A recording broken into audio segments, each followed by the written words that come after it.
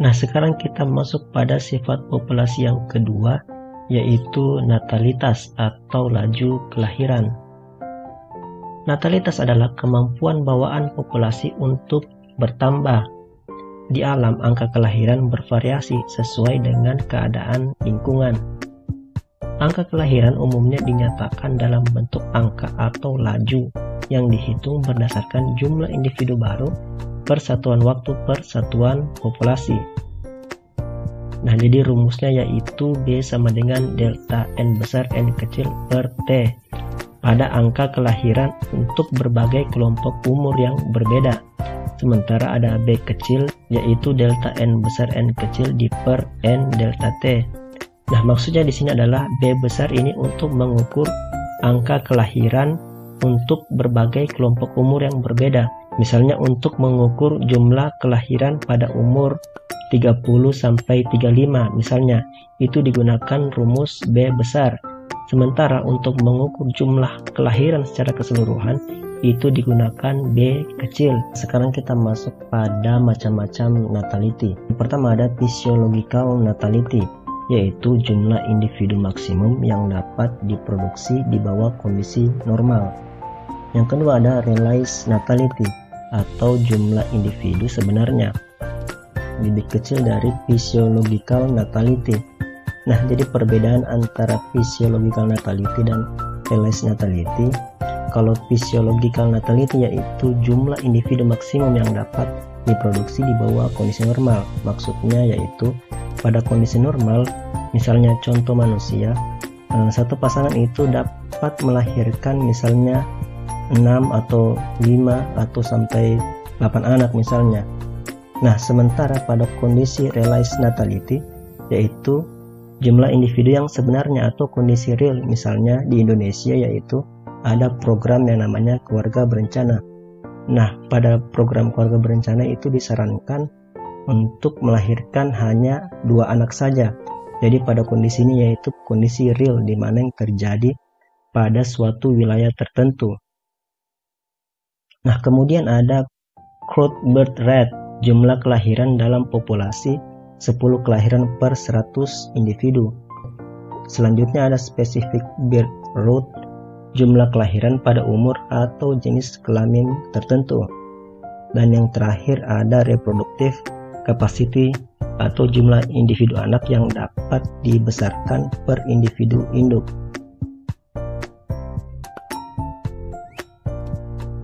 Nah, sekarang kita masuk pada mortalitas atau laju kematian. Mortalitas atau laju kematian yaitu adalah jumlah individu-individu dalam populasi yang mati per satuan waktu. Pada kondisi yang ideal, maka angka kematian berada pada kondisi yang minimum. Nah, jadi teman-teman, pada kondisi ideal, angka kematian itu harusnya berada pada kondisi yang minimum. Namun beda halnya jika kondisinya tidak ideal. Misalnya terjadi peperangan atau terjadi penyebaran virus penyakit pada suatu wilayah, maka angka kematian akan cenderung meningkat, tidak berada lagi pada kondisi yang minimum. Mortalitas pasti terjadi pada makhluk hidup meskipun kondisi lingkungan sangat ideal. Kematian terjadi karena umur tua. Nah, jadi mortalitas ini adalah sebuah kepastian ya teman-teman. Walaupun kondisi lingkungannya ideal atau mendukung, tetap semua makhluk hidup pasti akan mati karena sudah berumur tua. Nah, untuk menghitung mortalitas atau laju kematian digunakan rumus D sama dengan B per T, di mana D yaitu angka kematian, B sama dengan jumlah total kematian, dan T adalah waktu. Nah, sekarang kita masuk pada penyebaran umur dan struktur umur. Secara ekologis, populasi umumnya memiliki 3 bentuk sebaran umur. Yang pertama yaitu umur muda atau pra-reproduktif. Nah, di sini maksudnya yaitu umur misalnya pada manusia yaitu yang belum akhir balik ya, yang belum balik. Atau pada wanita itu sebelum menstruasi. Nah, yang kedua adalah umur reproduktif. Nah, di sini jika pada manusia yaitu laki-laki yang sudah akhir balik Dan untuk perempuan yaitu yang sudah menstruasi sampai batasnya yaitu pada masa menopause. Yang ketiga adalah umur tua. Nah, di sini yaitu umur yang sudah tidak bereproduksi lagi atau disebut dengan pasca reproduktif. Nah, tadi ya, jika pada wanita yaitu umur di mana wanita tersebut sudah mengalami masa menopause. Lamanya periode umur ekologis jika dibandingkan dengan panjangnya umur sangat beragam tergantung pada jenis organisme dan kondisi lingkungan yang melingkupinya. Populasi organisme yang sama tetapi hidup pada kondisi lingkungan yang berbeda juga dapat memiliki periode umur ekologis yang berbeda. Nah, misalnya ada dua manusia yang tinggal di dua tempat atau dua lingkungan yang berbeda. Yang pertama tinggal di daerah yang damai dan yang kedua tinggal di daerah dalam kondisi peperangan. Nah, manusia yang tinggal di lingkungan peperangan itu memiliki umur ekologis yang pendek jika dibandingkan manusia yang tinggal pada daerah lingkungan yang aman. Nah, jadi umur ekologis ini tergantung wilayahnya ya teman-teman. Walaupun organismenya sama, tetapi wilayah atau lingkungannya tidak mendukung, maka kedua umur ekologi organisme tersebut itu akan berbeda. Populasi hewan liar biasanya memiliki umur reproduktif lebih lama dibandingkan yang dipelihara. Contohnya saja yaitu misalnya burung ya teman-teman. Burung yang hidup di alam liar dan burung yang dipelihara itu memiliki umur ekologis yang berbeda. Biasanya burung yang berada di alam liar itu memiliki umur ekologis yang lebih panjang. Ini hubungannya dengan kondisi survival atau kondisi bertahan hidup. Nah, biasanya populasi yang sedang berkembang cepat akan didominasi oleh individu-individu muda. Nah, jadi pada suatu wilayah yang berkembang cepat, biasanya jumlah individu mudanya itu lebih banyak dibanding dengan individu tua. Nah, populasi yang stasioner memiliki umur yang lebih merata dan populasi yang menurun akan didominasi oleh individu-individu yang berumur tua. Jadi pada populasi yang menurun itu individu yang berumur tua itu lebih tinggi dibandingkan dengan organisme yang berumur muda. Misalnya di Jepang itu dikhawatirkan ke depannya jumlah orang tua akan lebih banyak dibanding dengan jumlah anak muda dikarenakan angka kelahiran di Jepang yang sangat sedikit. Sebaran umur dalam populasi akan sangat mempengaruhi natalitas dan mortalitas yang pada akhirnya berpengaruh terhadap densitas populasi. Data struktur umur dalam populasi biasanya disajikan dalam bentuk piramida umur. Nah, jika di Indonesia pendataan populasi ini dilakukan dengan cara yaitu sensus penduduk. Kemudian hasil dari data tersebut disajikan dalam bentuk piramida umur. Ada 3 bentuk dasar piramida. Yang pertama itu piramida dengan bentuk dasar luas, yaitu populasi umur muda besar. Nah, pada piramida ini populasi umur mudanya itu besar atau tinggi. Nah, piramida yang kedua yaitu piramida bentuk lonceng. Pada piramida ini kelompok muda seimbang dengan kelompok tua. Sedangkan piramida yang ketiga yaitu bentuk kendi, di mana piramida ini menggambarkan bahwa jumlah individu muda lebih kecil dibanding dengan kelompok tua. Bisa dilihat pada gambar di bawah ini ya teman-teman. Nah, sekarang kita masuk pada yang kelima yaitu potensi biotik. Potensi biotik merupakan kemampuan bawaan yang dimiliki organisme untuk tumbuh atau bereproduksi, reproduktif potensial. Potensi biotik menggambarkan kemampuan suatu populasi menambah jumlah anggotanya apabila rasio umur sudah mantap dan lingkungan dalam kondisi optimal. Pada kondisi lingkungan tidak atau kurang optimal, maka tingkat pertumbuhan populasi akan menurun. Ya, jadi jelas ya teman-teman, jika pada kondisi yang optimal, tentu orang dapat atau organisme dapat menambah anggotanya. Jika kondisi tidak optimal atau lingkungan tidak mendukung, maka pertumbuhan populasi itu akan menurun. Sama tadi ya, misalnya pada daerah yang mengalami peperangan, kemungkinan besar bahwa populasi di daerah tersebut akan mengalami penurunan. Perbedaan antara potensi biotik dengan kemampuan suatu populasi menambah anggotanya dalam keadaan yang dapat diamati dikenal sebagai daya dukung lingkungan. Nah, sekarang kita masuk pada dispersi atau distribusi atau pemencaran. Distribusi populasi merupakan pergerakan individu atau alat perkembangbiakannya, biji, spora, larva, dan lain-lain, ke dalam atau keluar dari suatu populasi atau daerah populasi. 3 bentuk distribusi atau pergerakan populasi, yaitu pertama ada migrasi, yaitu pergerakan keluar batas-batas tempat populasi dan datang kembali ke tempat populasi semula secara periodik. Nah, migrasi ini yaitu proses keluarnya spesies atau organisme ke suatu tempat dan kemudian akan kembali lagi ke tempat tersebut secara periodik. Emigrasi yaitu pergerakan keluar batas-batas tempat populasi sehingga populasi berkurang. Sementara imigrasi yaitu pergerakan ke dalam batas-batas tempat populasi sehingga populasi bertambah. Jadi antara emigrasi dan imigrasi ini saling bertolak belakang ya teman-teman. Kalau emigrasi itu keluar, imigrasi itu dia ke dalam.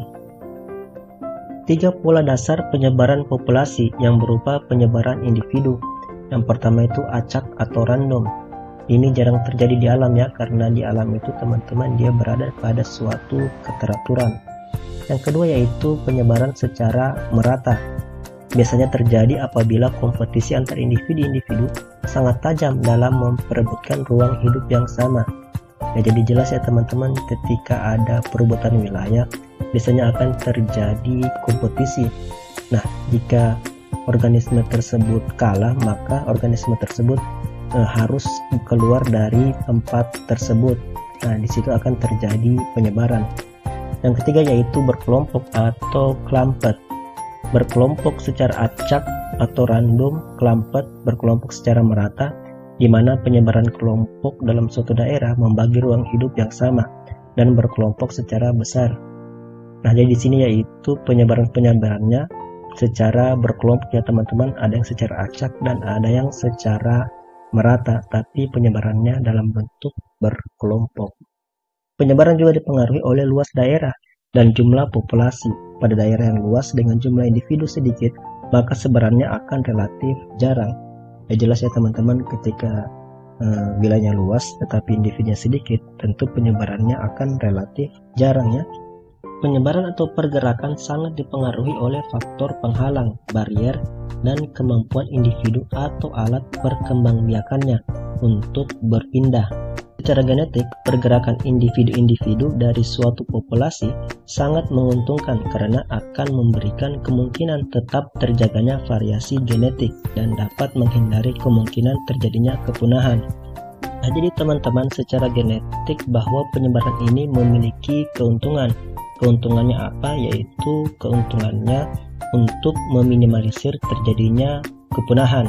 Jadi semakin tersebar individu atau organisme tersebut, maka kemungkinan untuk kepunahannya itu semakin kecil.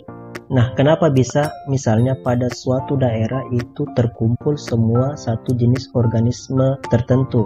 Nah, kemudian pada daerah tersebut terjadi misalnya bencana alam.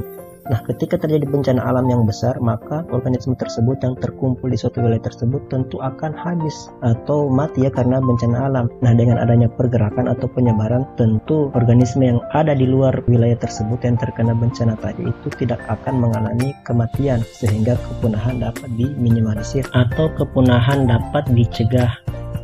Nah, sekarang kita masuk pada pertumbuhan atau perkembangan. Pertambahan ukuran populasi memiliki pola tertentu yang dikenal sebagai bentuk pertumbuhan populasi, population growth form.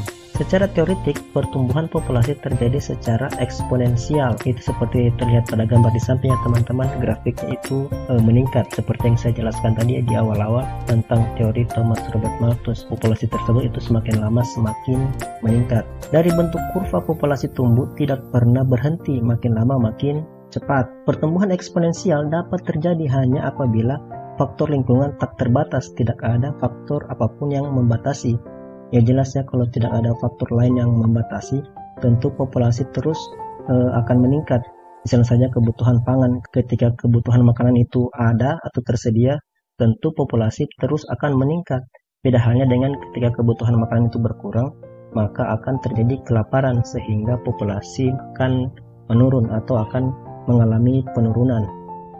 Di alam, lingkungan selalu terbatas. Faktor biotik dan abiotik membatasi pertumbuhan. Adanya faktor pembatas menyebabkan pertumbuhan di alam memiliki pola-pola tertentu. Pertumbuhan eksponensial di alam terjadi hanya sementara waktu. Kemudian beberapa faktor biotik dan abiotik seperti sumber makanan, pasangan, persaingan iklim, dan faktor-faktor lain membatasinya. Misalnya terjadi peledakan populasi tikus tumbuh secara eksponensial, maka pada titik tertentu populasi akan kembali menurun karena ketersediaan sumber makanan, kompetisi predator maupun kondisi iklim. Nah, misalnya pada suatu wilayah atau di sawah itu karena sumber makanannya banyak, maka populasi tikus itu akan bertambah. Nah, peledakan populasi tersebut kemudian akan dibatasi oleh faktor-faktor, misalnya faktor makanan. Ketika sumber makanan berkurang, tentu tikus banyak yang mati atau berpindah ke tempat yang makanannya lebih banyak. Selain itu, misalnya predator, misalnya manusia memburu, memerangkap atau membunuh tikus-tikus tersebut karena sebagai hama di sawahnya, ataukah dimakan oleh predator misalnya ular ataupun lain-lainnya.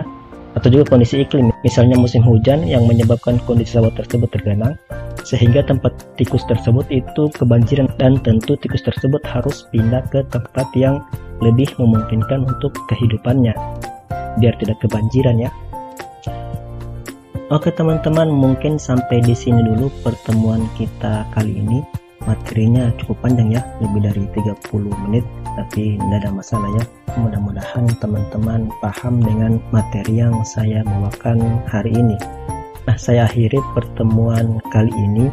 Mohon maaf jika ada salah-salah kata, dan wabillahi taufiq wal hidayah. Assalamualaikum warahmatullahi wabarakatuh.